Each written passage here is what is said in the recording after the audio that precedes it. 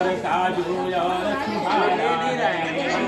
पिपर पीत पराशवंद पिपरा मूला वलाय जवाइन और आलू बुखारा है चंचल चिरौदी चोआ चंदन सुचारु चीनी लायची लवंग लोहवान सोडा खाना है तेज पात धनिया सौंफ जीरा काली मिर्च और हींग हल्दी आदि गरम मसाला है सालिम सुपारी सुरती शहर बनारस की तथा कानपुर कटनी का काला है जवाहर जहर मार जावित्री जाफरान सिरिया सुहागा सोठ मिलता से आला है सद सोएदासी बसा वरन बड़ा कलकत्ता वाला है। भगवान से वह वृद्ध ब्राह्मण का रूप धारण करके भगवान आए थे, लेकिन वह नहीं समझ सका कि यह भगवान है। हमारी और आपकी जब परीक्षा भगवान लेते हैं तो किसी यज्ञ का रूप धारण करके हमारी और आपकी परीक्षा ले सकते हैं। अभी आप ये अभी कुछ दूर जाइए, अभी आपको ब्रेक लग जाए, ठोकर लग जाए, तो यही आप कहेंगे कि मैंने अभी पूजन किया, इससे कोई लाभ होने वाला नहीं है। यह सब बेकार है, क्योंकि हो सकता है कि भगवान ने आपकी और परीक्षा ली हो कि भी आप मेरा भक्त पूजन करके जा रहा। देखिए इसके भाव में क्या है, इस बनिया के भाव में ही हो गया। पूजा से उठा, पूजा से विनित्र में हुआ, लेकिन एकदम झूठ सरासर बोल दिया। बोलिए वृंदावन हरिलाल की जय। तो भगवान ने कहा कि जाओ तुम्हारा कहना ही सत्य हो जाए, जो तुम हरण बहेड़ा गुलर बलास काटी धनिया तेज पत्ता जो बता रहे हो, तुम्हारा वचन ही सत्य हो जाए। बोले राघव सरकार की तब भगवान वहां से अदृश्य हो गए। जब उसने कृत मंगल पूजन करके जब खाली हुआ थे नाव की तरफ, जब उसका दृश्य पड़ा तो देखा कि नाव थोड़ी ऊपर हो गई। जब नाव के ऊपर जब जा करके जो कपड़ा रखा था उसके ऊपर था, उसको जब हटाता है तो देखता है तो जहाँ लता, जहाँ स्वर्ण मुद्राएं थी वहाँ पे लता के पत्र भर गए। लता के पत्र भर गए, धनिया भर गई, मेथी भर गया, जीरा भर गया। वह आश्चर्य में पड़ गया कि अरे वो तो कोई भगवान का प्रकोप हो गया, या तो हमसे भूल हो गई है, कोई भगवान ही थे। तब उसने कहा गतम न सोचा विकृतम न मन्ये। उसका जो ससुर था उसने कहा कि आपने कार्य करने से पहले सोच लेना चाहिए। गतम न सोचा विकृतम न मन्ये गत सोको न कर्तव्यो भविष्यं नैव चिन्तये वर्तमानेषु कार्येषु वर्तन्ते विषया। पिता चिंता करती है कि मैं तुमसे बड़ी हूँ तो मुर्दे को जलाती है, मैं जिंदे को ही जला देती हूँ। तो मैं तुमसे बड़ी हूँ तो मुर्दे को जलाती है, लेकिन मैं जिंदे को ही जला देती हूँ। हे पिता आपको निदंडी का श्राप है, आप व्यर्थ में चिंता ना करें। माल पुनः मिल जाएगा है दंडी का श्राप, उनसे जा मांगो क्षमा विनती पूर्वक। वो दयालु है, श्रद्धालु है, कृपालु है, उनसे बड़ा कोई श्रद्धालु नहीं है।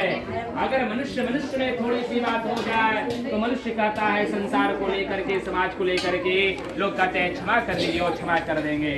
तो कहता है कि जाओ मैंने आपको क्षमा कर दिया, लेकिन संयोगवश भाग्यवश ऐसा कार्य किसी के साथ न हो जब उस आदमी के साथ कोई घटना घट जाती है, जो क्षमा करता है उसके मुख से तुरंत निकलता है मेरे साथ ऐसा किया था इसीलिए ऐसा हो।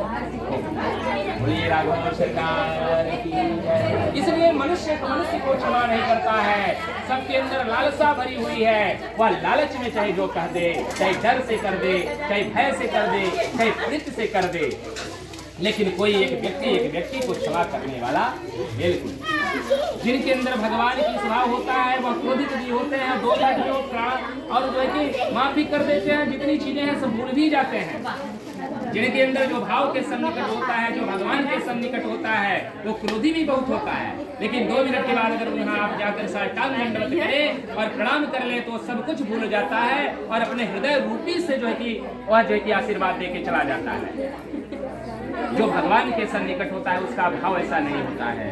तब वह कहता है बनिया मैं अपराधी जन्म का नख सिख भरा विकार, तुम दाता दुख भंजना मेरी करो बात। हे प्रभु, आपने मुझे ऐसे कुल और ऐसे परिवार में जन्म दे दिया कि क्या करूं, मैं सुबह होता है तभी झूठ बोलना प्रारंभ कर देता हूं। यह मेरा स्वभाव हो गया है प्रभु। तो आप ही सर्वज्ञ हैं, आप तो सर्व सामर्थ हैं प्रभु। मैं आपके शरण में आया हूँ और आप क्षमा करें। मेरा जो जैसे धन था वैसे कर दीजिए प्रभु, मुझे माफ कर दीजिए। मैं शरणागत हूँ प्रभु। शरणागत दीनार्थ परित्रायण परायणे सर्वरक्षार्ति हरे देव नारायण नमोस्तुते।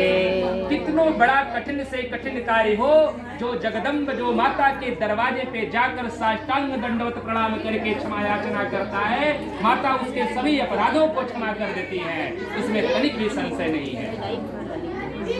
जिसको शत्रु से जो ग्रसित हो, जो शत्रु बराबर बराबर कर देता हो, उसको रहने में दिक्कत कर देता हो, रहने में एकदम जो है कि संशय हो जाता हो कि कहाँ रहे क्या करें, वह माता विंध्यवासिनी के नाम से एक बीड़ा पान की ओर उसमें सुरती न हो प्रतिदिन लगाए, लेकिन सत्यता के लिए। अन्यायोपार्जितम धनम, अगर अन्याय के लिए अगर करेगा तो उसकी व्यवस्था स्वयं भगवान कर लेंगे।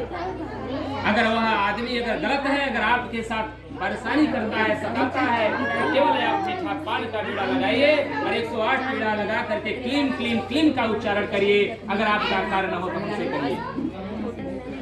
अवश्य ही कहते हैं यम यम चिंतयते कामम तम तम प्राप्नोति निश्चितम। जैसे जैसे भक्त की कल्पना होती है वैसे वैसे माता जगदम्ब उसको पूर्ण कर देती है। इसमें तनिक भी संशय नहीं है। तो आप वहाँ जाइए, क्षमा याचना करिए। वो दयालु है, श्रद्धालु है, कृपालु है। वहाँ जाने से अवश्य कार्य पूर्ण हो जाता है। जिनको पुत्र की प्राप्ति न होती हो, वह अनार के दानों से माता का श्रृंगार करें। अनार के दानों से उनकी फेरा करें 108 बार, और सिर्फ देवकी सुत गोविंदा वासुदेवा जगतपते देहि में तनयम कृष्णम तायहम शरणम गता, इसका उच्चारण करें 51,000 कम से, कि फिर वही होगी यम यम चिंतयते कामम तम तम प्राप्तम। लेकिन सच्चे श्रद्धा से, भक्ति से।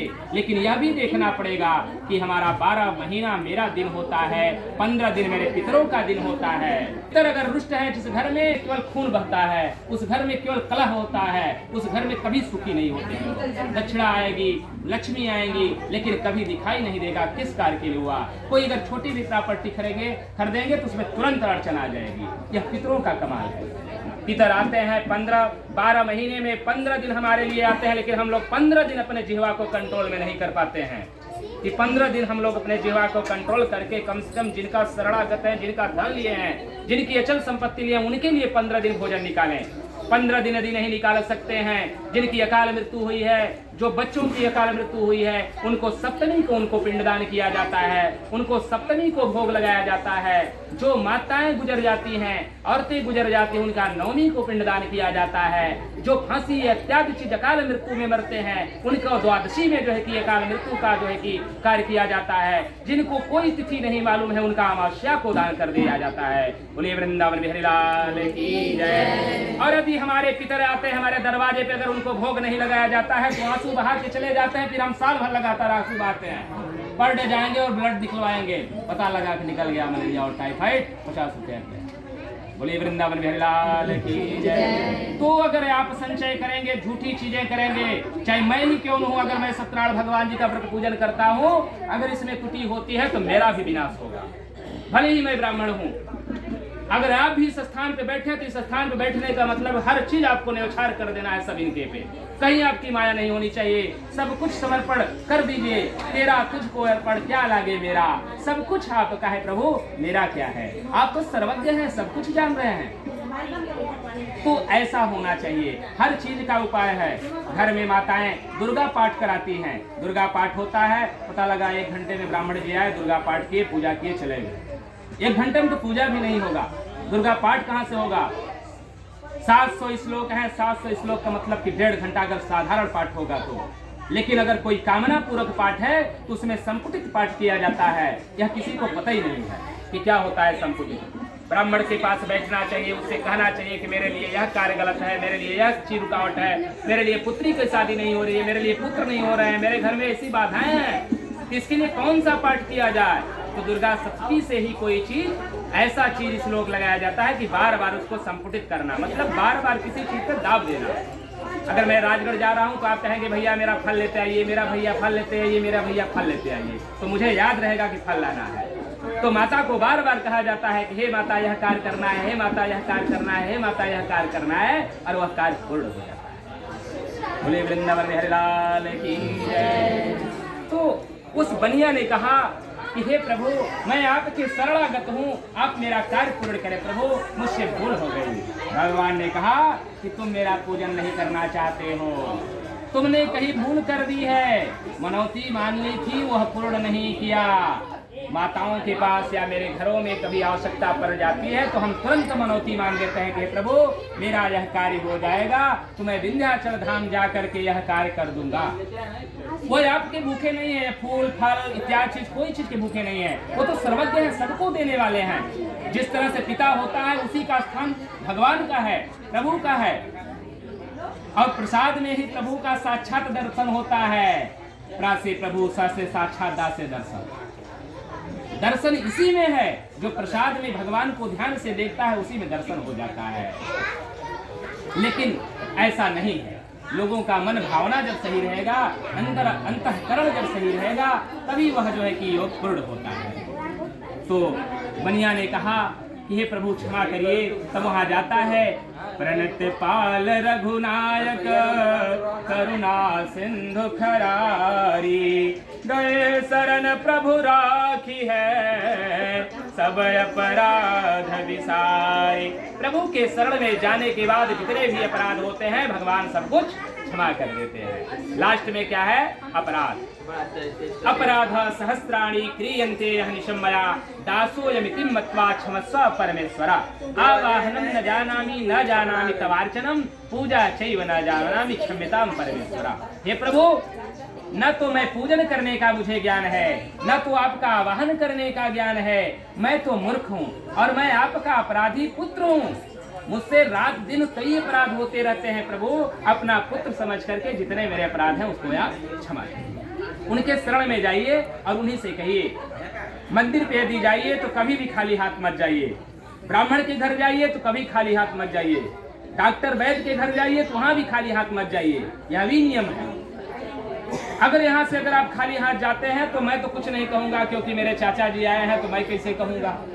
आपका मैं इतना सम्मान करता हूँ, लेकिन यही कहूंगा कि आए थे कुछ नहीं दिया। तो मन में कुछ हुआ मेरे, तो वहाँ खाली हाथ नहीं जाना चाहिए। अगर खाली हाथ जाएंगे तो आशीर्वाद दिल से नहीं देंगे, तो वहाँ कुछ लेके ही जाना चाहिए। भगवान उस तरफ है जिस तरह से मेरे माता और पिता होते हैं। माता पिता पुत्र के पैसे के भूखे नहीं होते हैं, उनका एक कर्तव्य है, वो देखते हैं कि मेरा पुत्र कैसा है। पुत्र को चाहिए कि वो ला करके जितना भी कमाए वो पिता और माता के हाथ में दे, और माता पिता का धर्म है कि उल्लंघन नहीं, फिर उसके अकाउंट में डाल देंगे। यह 100% सत्य है। पुत्र यदि कहीं पड़ जाए बीच में, और कहीं पुत्र अगर दरवाजा बंद हो जाए, छोटा सा बालक हो, तो माता इतना बड़ा कड़क होती है कि माता तुरंत दौड़ती है। पहले माता वहां जाती नहीं है। अगर पुत्र रोने लगे, भयभीत हो जाए, डर जाए, तो माता कहती है कि घबराओ नहीं, मैं आ गई हूँ, शांत रहो, मैं आ गई हूँ। ये नहीं कहती कि बेटा रुको रुको रुको भी मैं आऊंगी, कहती है सीधे कि डायरेक्ट रो मत, मैं आ गई हूँ तुम्हारे पास, तुम थोड़ा हिम्मत बांधो। यह माँ का शरण है। कुपुत्रो जायेता क्वचित अपि कुमाता न भवति। मतलब पुत्र कुपुत्र होता है लेकिन माता कुमाता नहीं होती। माता कभी कुमाता नहीं होती। पुत्र तो दुष्ट होता है, पुत्र दरिद्र होता है, पुत्र कुपुत्र होता है, लेकिन माता जो माता है वो कुमाता नहीं है। पुत्र और माँ में थोड़ी बात होती है तो पुत्र